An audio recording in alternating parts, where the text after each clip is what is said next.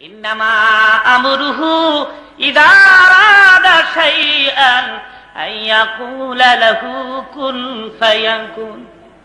আমার প্রভুর মুখ থেকে কোন শব্দটা বের হলে ফায়াকুনের পর্যায়ে আসতে 1 সেকেন্ডের সময় লাগে না। জোরে জোরে বলেন সুবহান। দাউদ নবীর তেলাওয়াত শুরু হয়ে যাবে, দাউদ পড়তে থাকবেন।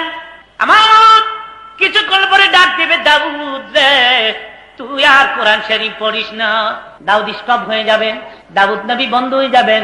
আমার মাবুদ ডাক দিবে, আমার হাবিব কই গো, আমার বন্ধু কই? হাবিব, আমার কোরআনের জন্য দাউদ নবী কষ্ট পায় নাই।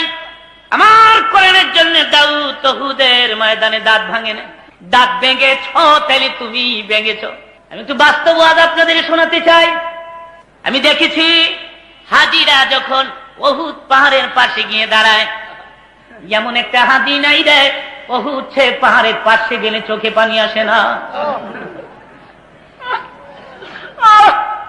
যদি বলি হাদি কেন কান্দ পাহাড়ের পাশ, হাজি বলে হুজুর এই তো গো এই উহুদ, যে উহুদেরই পাশে নবী দিনের জন্য দাঁত ভেঙে দিয়েছে।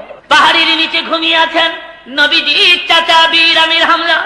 আমির হামজার কবরের কিনারে দাঁড়াইয়া একটু চোখ বন্ধ করলে, একটু মোরাকাবায় আসলে যেন দেখা যায় রে কবরের ভিতরে আমির হামজা জিন্দা বসা।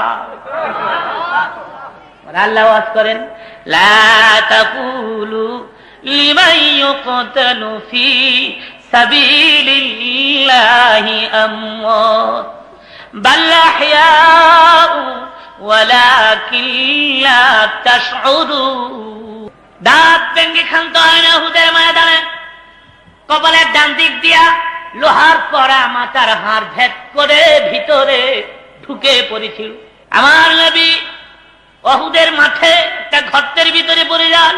সঙ্গে সঙ্গে খবর হয়ে গেল কোতেলা মুহাম্মাদ, মুহাম্মদ নাই রে, মুহাম্মদ চিরবিদায়। শয়তান মারদুদ খবরটা ছড়াই দিয়েছে। মতান্তরে কাফির বেঈমানেরা সারা যুদ্ধের ময়দানে কিছুক্ষণের মধ্যে খবর ছড়াই দিছে মুহাম্মদ না। সাহাবীরা কান্দে, কার জন্য বেঁচে থাকবি রে, কারে মুখ দেখাবি, কেন রে দুনিয়ায় বেঁচে থাকবি, দিনের নবী না এ মুখ দুনিয়ায় কারে দেখাবি? হযরত আলী বলেন, আমার নবী নাই এ খবর শুনিয়া আমি আলী পাগল হইয়া যাই। একবার দৌড় দিলাম